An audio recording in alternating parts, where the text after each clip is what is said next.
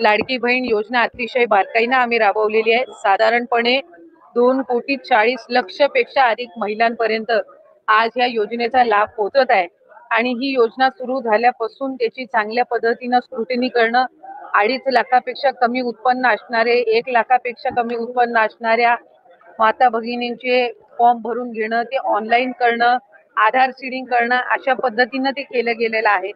त्याच्यामुळे कुठेही स्क्रुटिनी ही 2.5 कोटी महिलांची किंवा लाभार्थ्यांची होणं हे शक्यही नाहीये आणि ते करणंही नाहीये, कारण आज त्या महिला 5 महिन्यापासून लाभ घेत आहेत। एक आणि दुसरी गोष्ट म्हणजे कोणाची जर तक्रार त्या संदर्भामध्ये पुढं मागं कधीही, म्हणजे आज मी आमदार म्हणून आपल्या सर्वांसोबत संवाद साधत आहे, मंत्री म्हणून मी त्या विभागाचं काम केलेलं आहे, पुढं मागं कधीही त्या संदर्भातली कुठली स्पेसिफिक तक्रार जर आली तर त्या संदर्भातला जो काही तेवढ्या पुरतची स्क्रुटिनी करण्याचा, म्हणजे उदाहरणार्थ एखाद्या XYZ जिल्ह्यातल्या 100 लाभार्थ्यांबद्दल जर तक्रार झाली तर त्या 100 लाभार्थ्यांपुरतची चौकशी करायची किंवा नाही हा सुद्धा, किंवा स्क्रुटिनी करायची किंवा नाही हा सुद्धा निर्णय हा शासन जर तशा पद्धतीचं कधी काही घडलं किंवा आलं तर त्या संदर्भामध्ये घेण्यात येईल।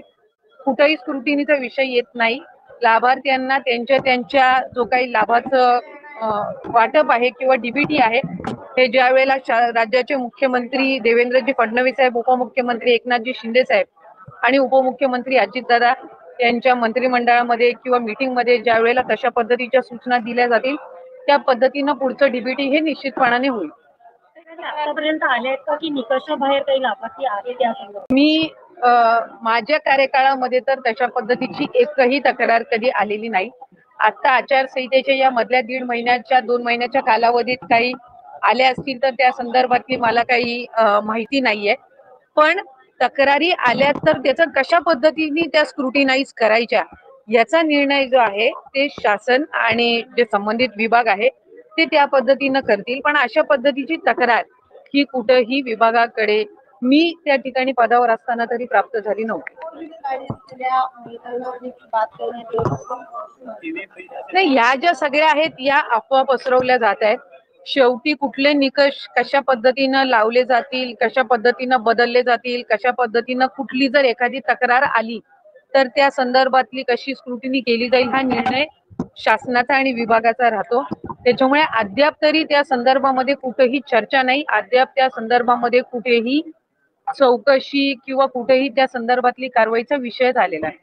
एका घरातील 2 बायकांना फक्त लाभ मिळू शकतो अशा संदर्भातला नियम, अशा संदर्भातला नियमही नाहीये। आपण जर GR मध्ये बघितलं तर 2.5 लाखापेक्षा कमी उत्पन्न असणारे, रेशन कार्ड त्यांचं पिवळं किंवा केशरी किंवा उत्पन्नाचा दाखला असणारे, अशी सगळी स्क्रुटिनी होऊन आम्ही सुरुवातीपासून एक गोष्ट म्हणत आलो की 2.5 कोटीपर्यंत लाभार्थी हे मॅक्सिमम असू शकतात आणि त्या पद्धतीनं जर आपण बघितलं तर रजिस्ट्रेशन मध्ये सुद्धा आम्ही शेवटचं डीबीटी 9 ऑक्टोबरला ज्या वेळेला केलं त्यावेळेला 2,34,00,000 महिलांना आम्ही डीबीटी केलेलं होतं, म्हणजे साधारणपणे त्या आकड्याच्या आपण जवळपास आहोत।